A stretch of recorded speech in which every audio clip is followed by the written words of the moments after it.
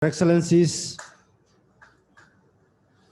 distinguished members of the IGAD Committee of Ambassadors, specifically our chair,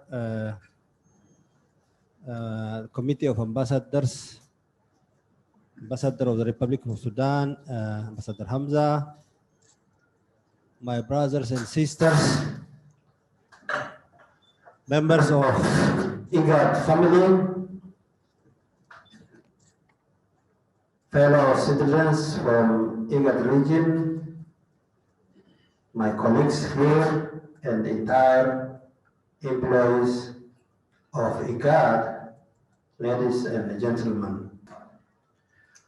I will begin this maiden state of the Secretariat addressing by reflecting on the word of the late Dr. John Garang,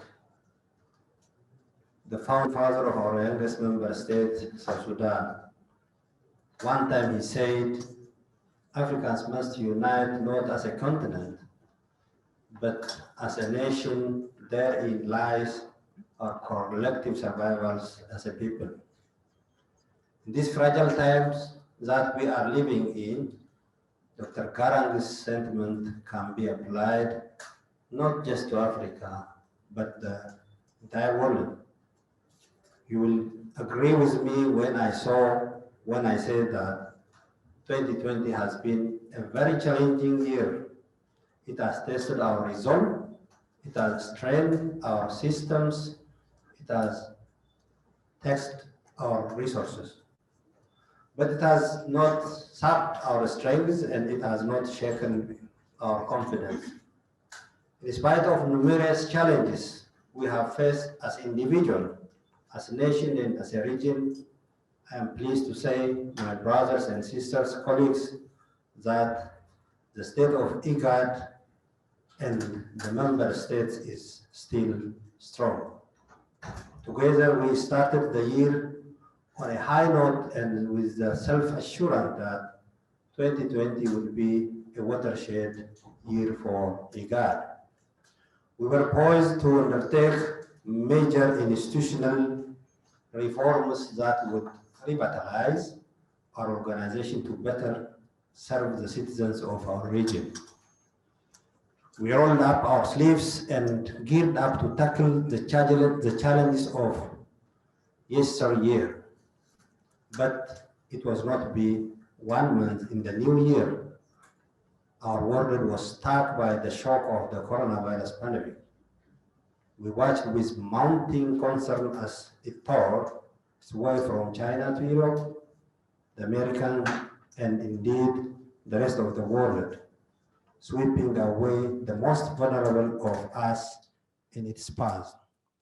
Here in Africa, we watched the alarm as the virus made landfall and simultaneously spread to all regions of our beloved motherland.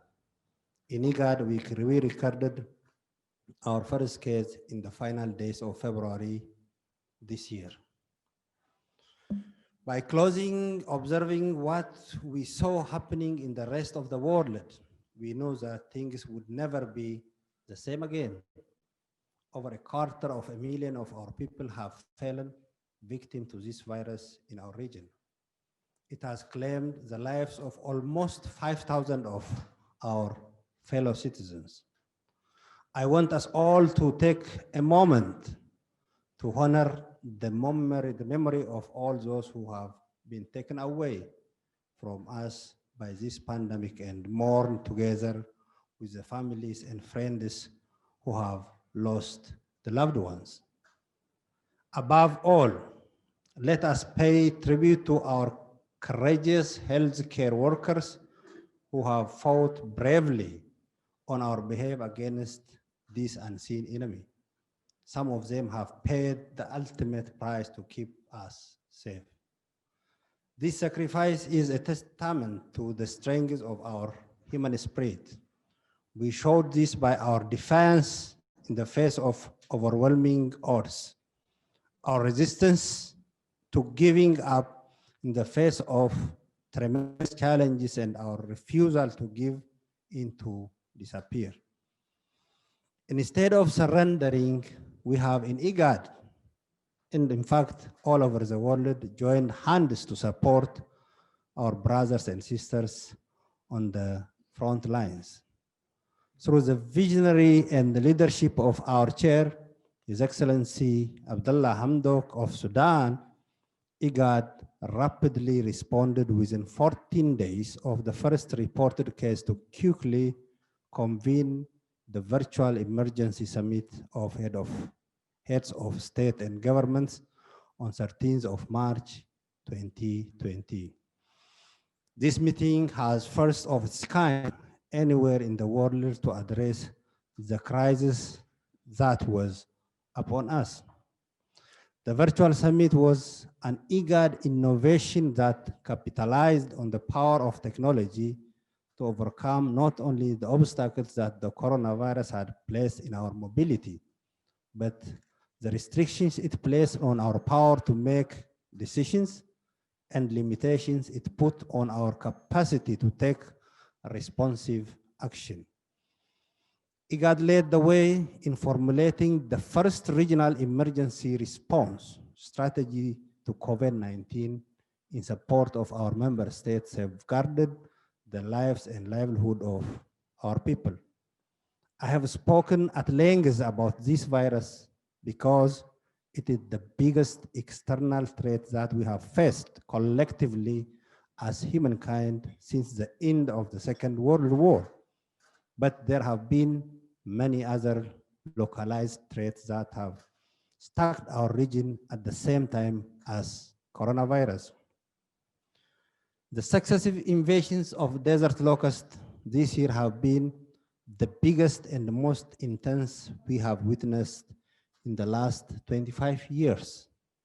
A second invasion of locusts, 20 times bigger than the first one, loomed over our region in the second half of the year, threatening the food security and nutrition status of more than 50 million people, or 1 out of 5 of our brothers and sisters in our region.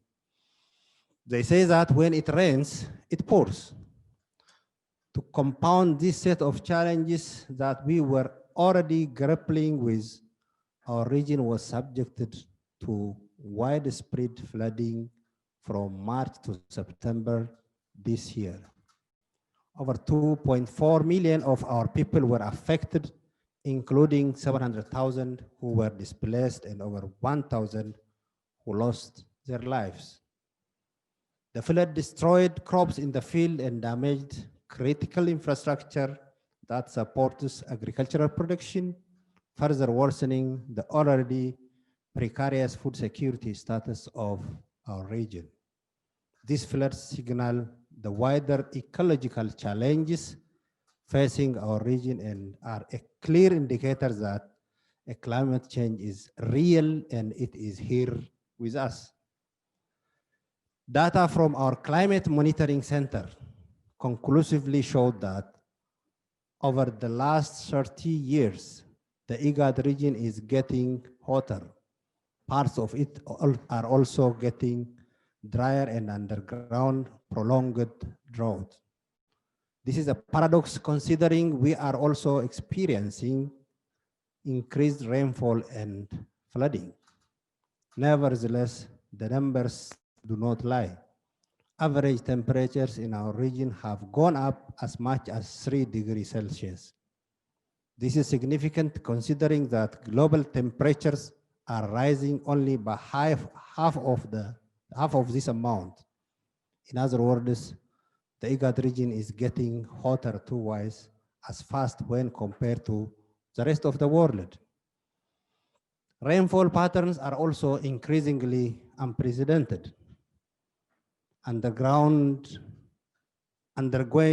extreme variations.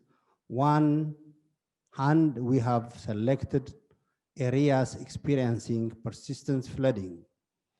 This directly impacts our food production capabilities and also affects the stock of habitable land available to our still growing population.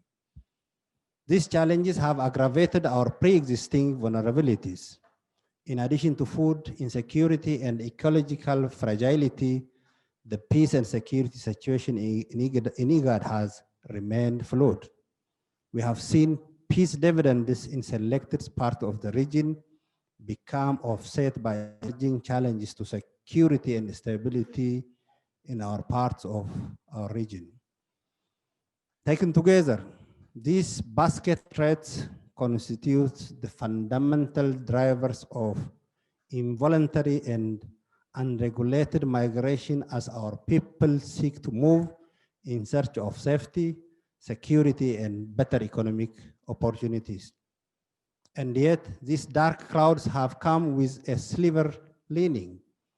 They have tested our mettle, handled greater clarity in our thoughts, and brought our priorities sharply into focus. 2020 has triggered a fresh perspective and a new way of thinking that I like to call the 3 R's of IGAD. The first R is response.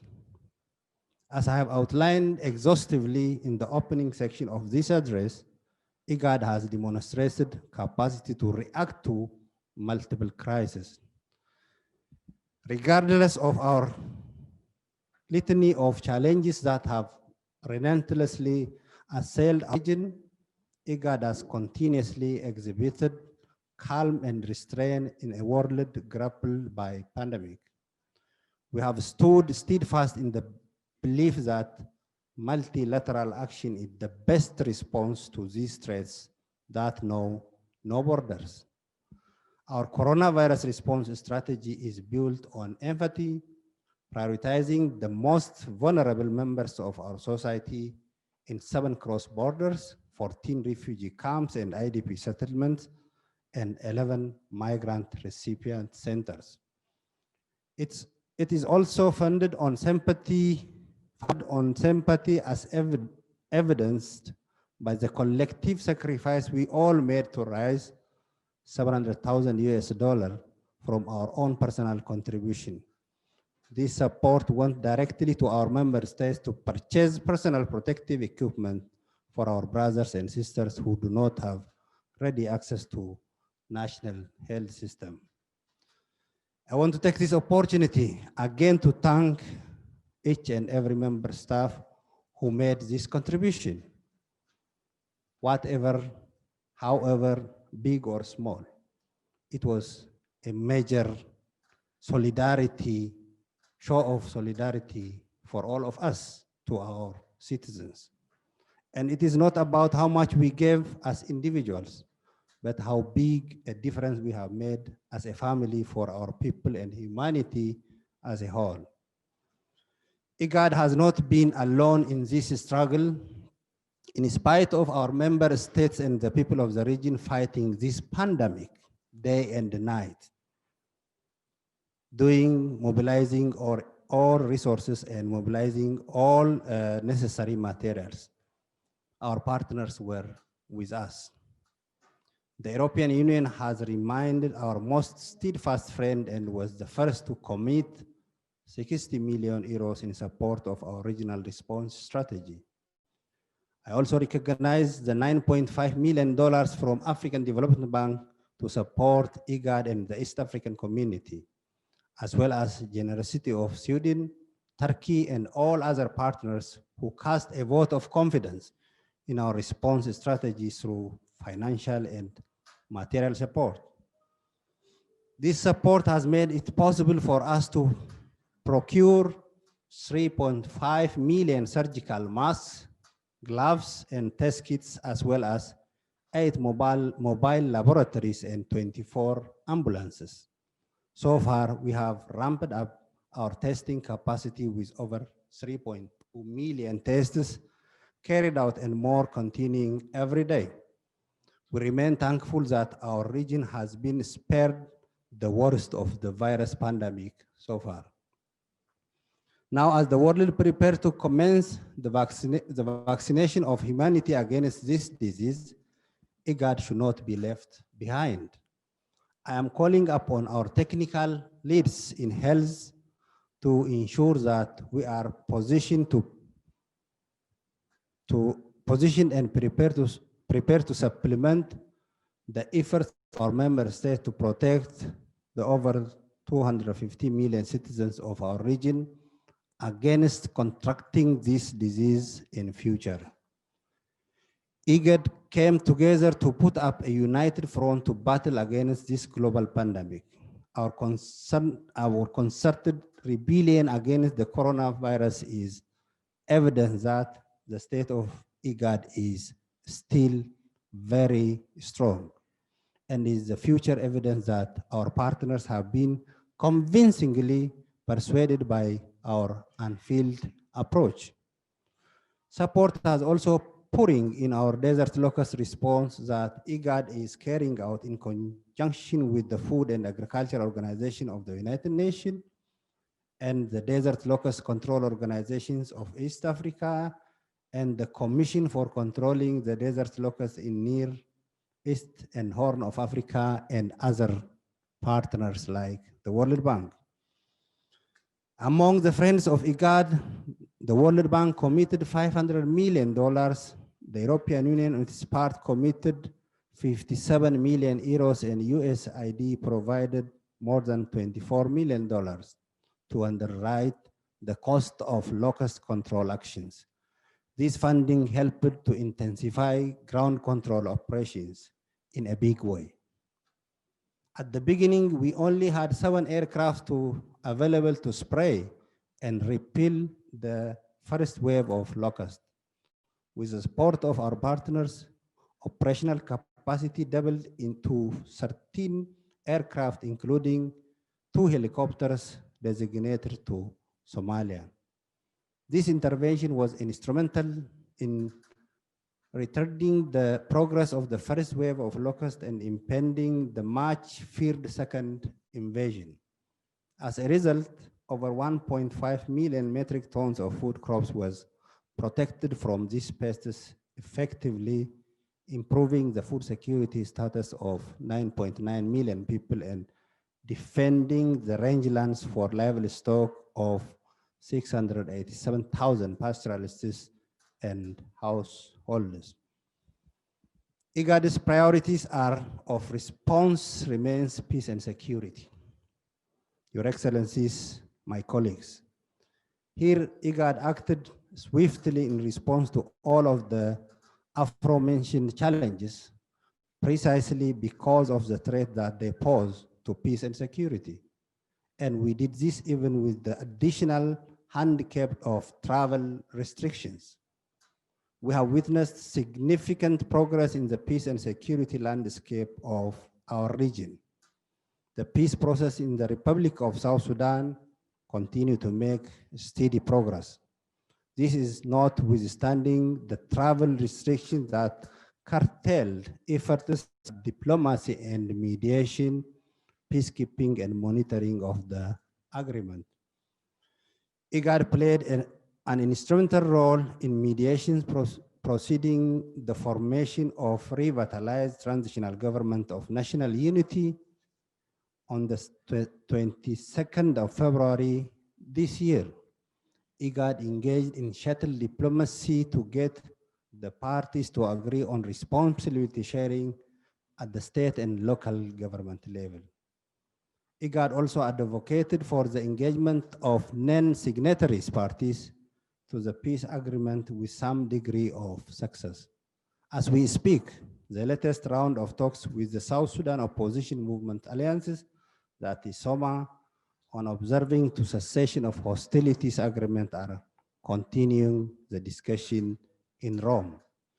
IGAD remains engaged in monitoring and verification of permanent ceasefire and transitional security arrangements in South Sudan through Citizen and the revitalized Joint Monitoring and Evaluation Commission. Somalia has similarly been making significant strides toward a lasting peace, especially with regards to ongoing engagement between the federal government and federal member states.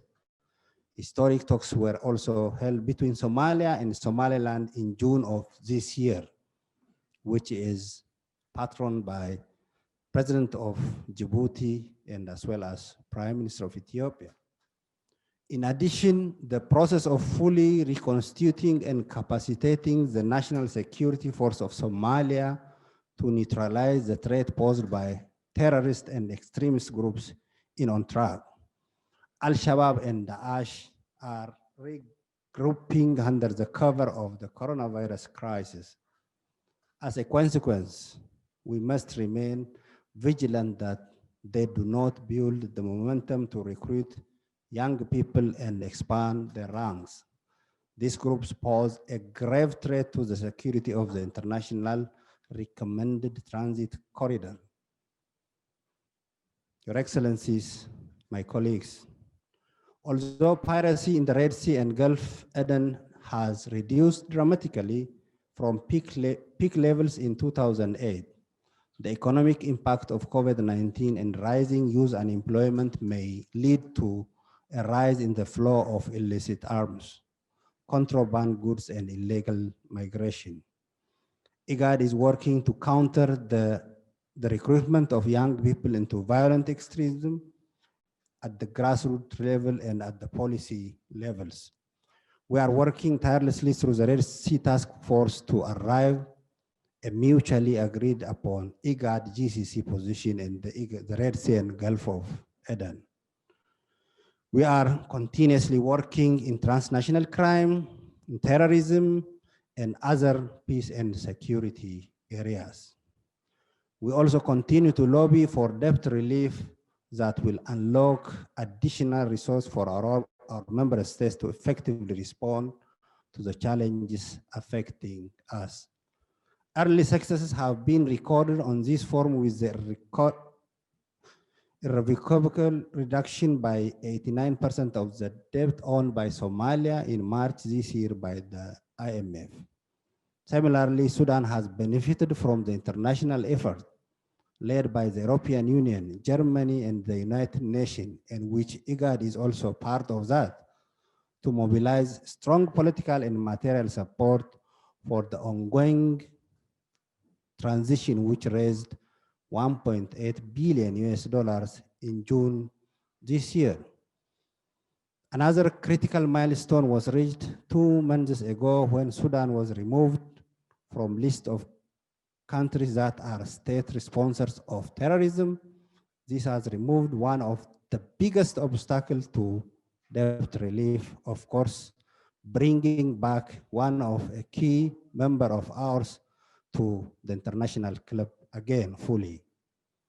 IGAD was continue relentlessly advocating for the cancellation of debt payments that handicapped effective crisis response by our member states. The second R is reform. And here I will be exhaustive. The 13th Ordinary Summit of the IGAD Heads of States and Government was held in 29th November 2019, directed the Executive Secretary to spearhead reforms in IGAD that would ensure it becomes a role-based, effective, and predictable organization. This is an enormous responsibility, and I am delighted to report that with the support of the entire Secretariat, we rose together to meet this challenge. Together, we have made significant progress on this front also. When I was privileged to take on the responsibility of Executive Secretary 376 days ago, we began with a meeting of minds from which we formulated the 100-day IGAD institutional reform plan. We agreed to institute changes that would achieve 3 objectives. 1, resolution of structural challenge to the efficiency and effectiveness of IGAD. Number 2, capitalize on immediate strategic opportunities available to IGAD. And the third one was realize the necessary conditions for IGAD's next strategic leap forward. Your Excellencies and colleagues, I am pleased to report that we have achieved from our 100-day plan 81% of the intentions that we agreed upon exactly 1 year ago when we met at the senior management retreat in Kenya, Nairobi.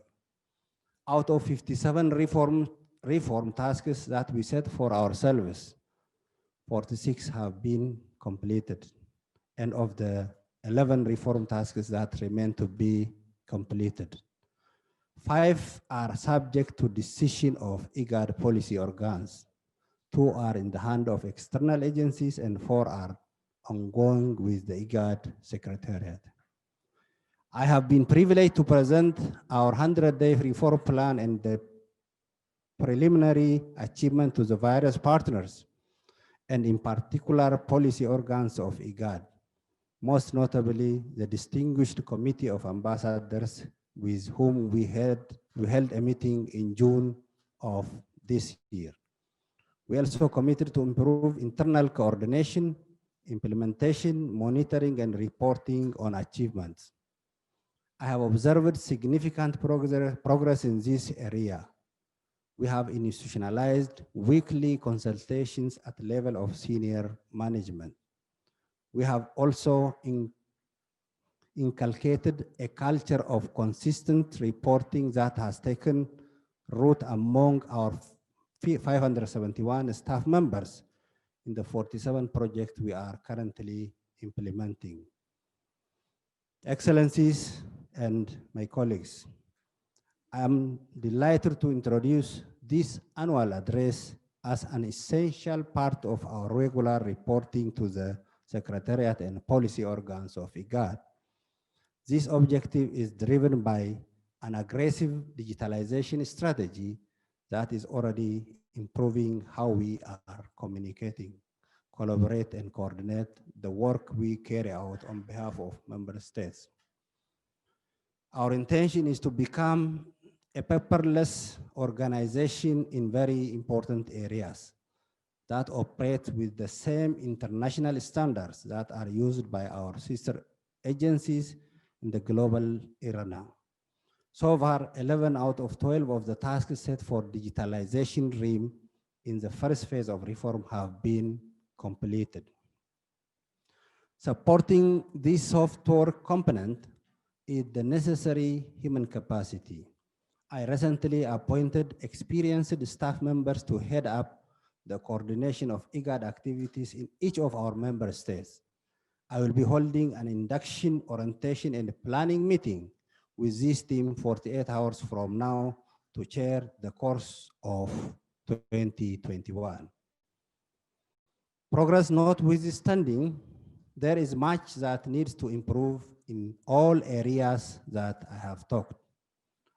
However, not with the satisfaction that we have made a very good start on the journey toward optimal synergy in IGAD. Our equitable representation of member states in the human resource structure of IGAD, I'm happy to report that 83% of the institutional reform structure program has been completed.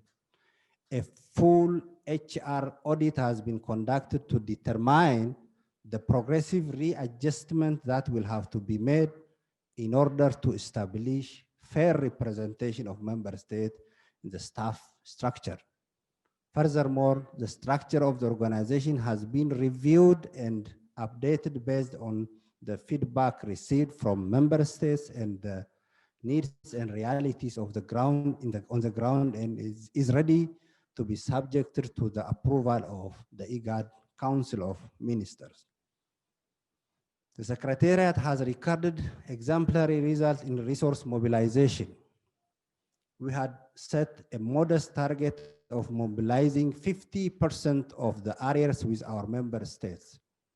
Within 100 days, the Secretariat was able to exceed this target, and so far we have assembled 13.1 million US$ for, that means over 82% of the outstanding contribution. 4 of our member states fully 100% met their financial obligation to IGAD. We sincerely thank our member states for heeding the call and stepping up to support IGAD organization in a very big way. Thank you very much.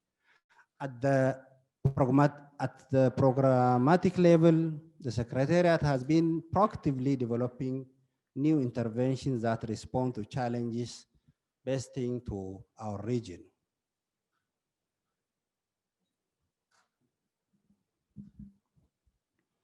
Of notes of this engagement with the Multi-Partners Trust Fund for Planned Interventions, our migration and climate change, strengthening our capacity to predict, respond, and prevent slow and sudden onset disasters. I am confident that going forward, IGAD will be able to put together many more compelling cases for additional support from the international community. The issue of disaster response is now at the front agenda of IGAD Secretariat. The mobilization of these resources comes with the obligation for IGAD to be more financially vigilant and prudent in the use of funds. Here I am elated to report that we have made significant strides in improving our financial management systems to meet the existing standards set by our international partners. IGAD is preparing to undertake an assessment that will establish if we are capable of directly managing funds from European Union. The result of the first practice run we did this year are encouraging, but it also showed some areas that are in need of further improvement. Out of possible 260 points in the practice assessment, IGAD scored 193, which is 74.2%. Considering the qualification requires on an institution to attain a score of 75%, IGAD only needs to improve by a minimum of 0.9% to qualify for direct EU funding. Your Excellencies and colleagues, I have full confidence in the team leading this preparation that IGAD will be ready to pass the full assessment schedule to take place in the first quarter of 2021. Institutional visibility is a core component of IGAD reform programs. You will agree with me that tour activities in the first year have won IGAD a lot international recognition. IGAD has been very visible, both here at home and further abroad, for the right reasons. At the same time, we have embarked on an ambitious strategy to take IGAD to the people, so that our presence and impact is felt directly by the communities we strive. Towards this objective, IGAD is instituting a regional awards scheme at the community level. The initiatives aim to recognize and cast the spotlight on the best innovations and practices by individuals and communities that drive forward our vision of peace, prosperity, and regional integration. In addition, IGAD is set to launch regional scholarship scheme in 2021, targeting underprivileged youth across our member states. The scheme will identify and groom the best and brightest of our young people whose gifts and talents have been curtailed by the conflicts, poverty, and disasters affecting our region. Looking to the future bring me to the third R, that is revitalization. This is perhaps the most demanding point, and it is why we are gathered here today at the opening of this IGAD strategy meeting. We have been charged with the responsibility of delivering on an expanded role of IGAD that goes beyond our core area of disaster risk reduction and management. IGAD is now increasingly focused on regional integration in the long term as the engine of development. This is why, in anticipation of this expanded role, IGAD broke ground on the new headquarters of building in February 2020. The new IGAD headquarters is a 4-year project with estimated budget of $50 million and is representative of the scale of our ambitions and our enthusiasm to revitalize IGAD. Already the structural design of the building is in the final stage, and is the tender document for its construction will be floated in the first half of 2021. This project is very close to the heart of the leaders of our member states. The IGAD chair, His Excellency Prime Minister Abdullah Hamdok, has taken it upon himself to personally lead the charge for raising the necessary resources for its construction, and we wrote a letter by himself to all our partners. Our overturns have been made to existing partners in Europe and America, as well as non-traditional partners in the Middle East, Turkey, and China to support this project. And these signals from all quarters have been very positive. Once completed, the new headquarters will take us to step closer to the vision of IGAD under one roof. The new building will be a tangible symbol of our efforts toward our shared aspiration of regional integration. It is going to be an emblem of our people, represent our rich heritage, and become a focal point for global interactions in the greater Horn of Africa in our headquarters, Djibouti.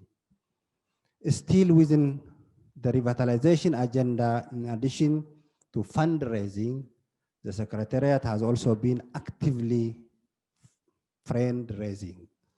Contact and engagement with our member states is at an all-time high. This year, IGAD has held 2 extraordinary assemblies of our heads of state, 2 ordinary sessions with the Council of Ministers, supplemented by several thematic ministerial meetings, and 1 meeting with the Committee of Ambassadors.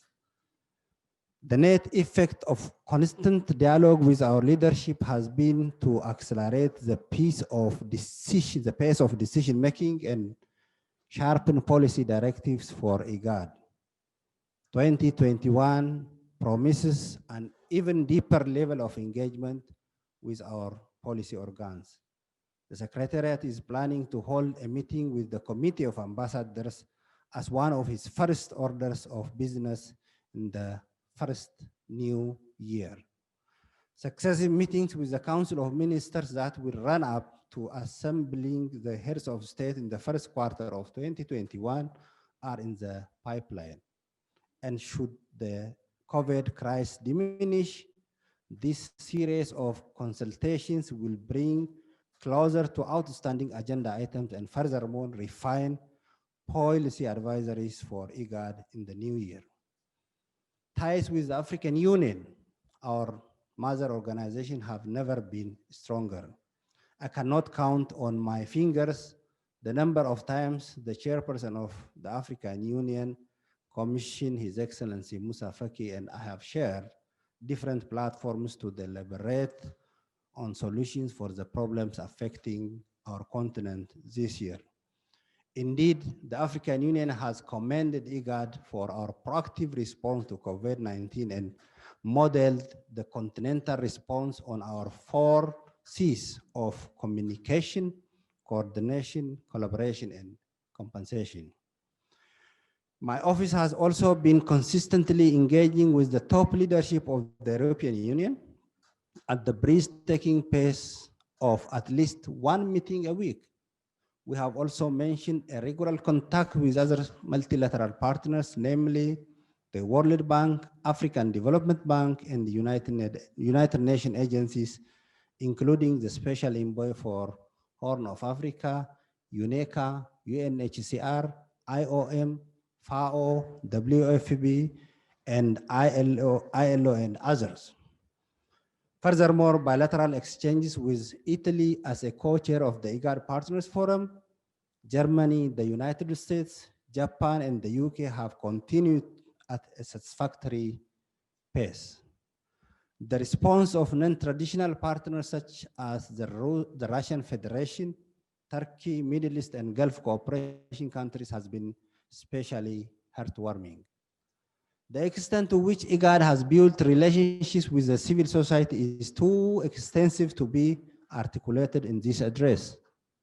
It is enough to say that our open-handed policy to the conscience of society has changed the minds and attitudes of change makers toward government. As a result, prominence of IGAD as an active participant in international affairs has grown enormously as a result of our all tireless effort to share our experience and at the same time learn from the international community. I feel that I was working in different bilateral relationship and as a Minister of Foreign Affairs of my country, really IGAD is a very vibrant organization.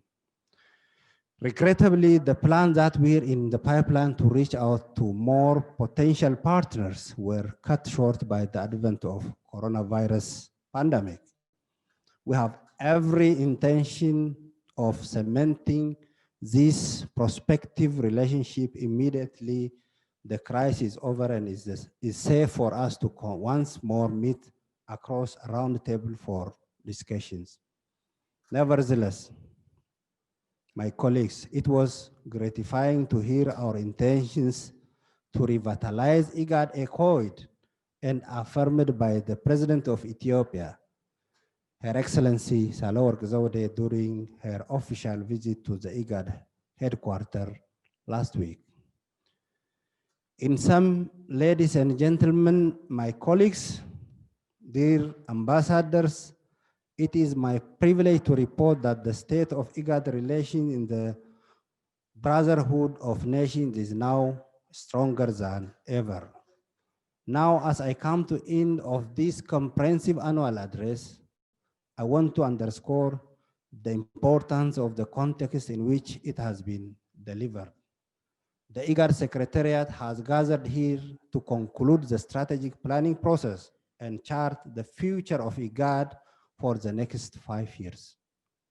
This strategy is the blueprint that ties together our 3 R's of response, reform, and revitalization to deliver a 4th and final R, that is result.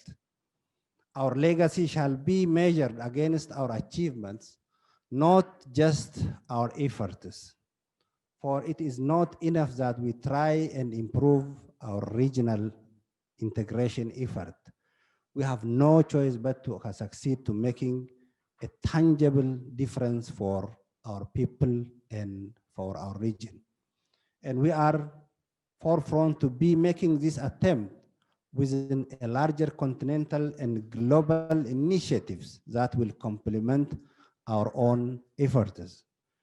We have the Sustainable Development Agenda, where 21 of the 169 targets were scheduled for 2020 and are undergoing review this year.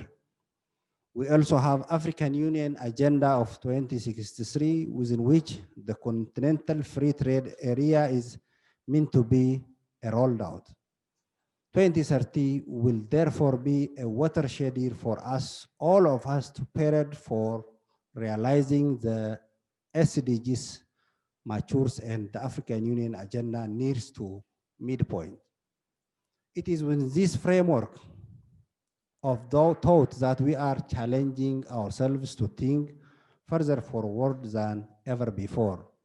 I have called upon all of us to stretch our collective imagination of the year 2050 and beyond and visualize the IGAD region we want.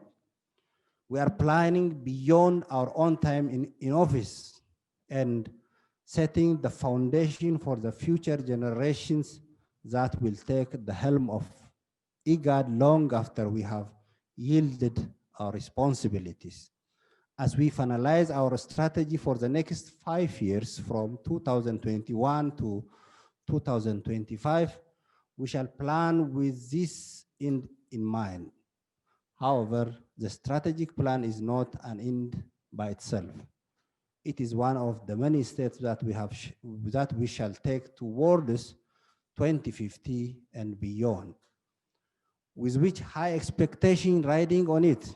Our next strategic plan must therefore be greater than the sum of its parts for IGAD to make the next great leap forward.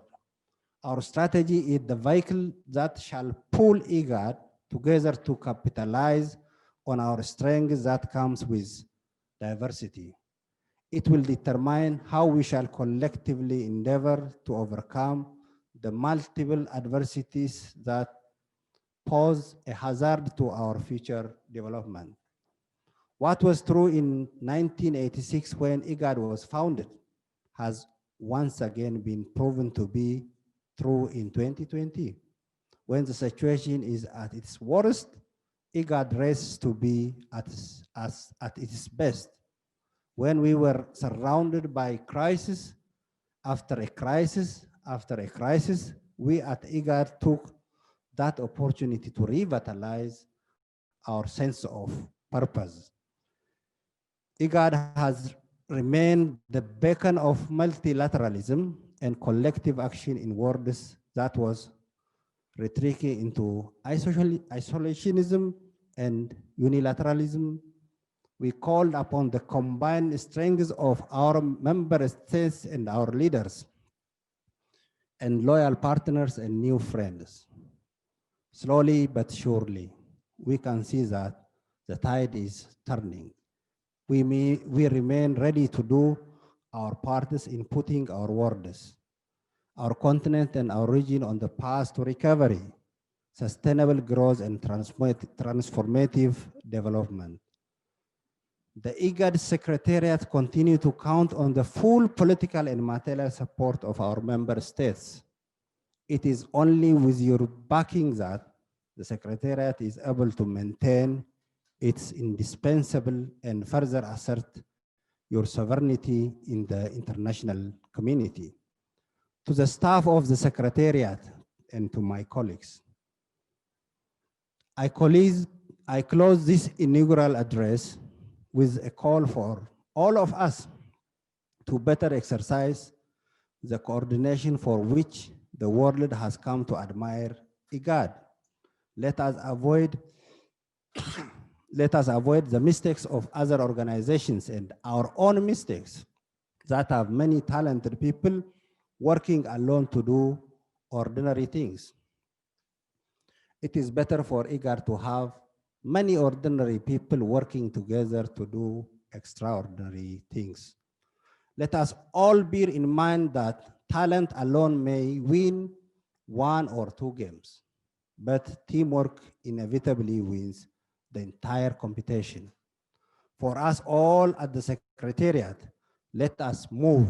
I urge you, I ask you to move forward in the knowledge that coming together is only the beginning. Staying together is a measure of progress. And it is by working together that we can truly realize success. IGAD is strong. IGAD looks like what we looks like. United in our diversity, we can make it even stronger IGAD. Thank you for your kind attention.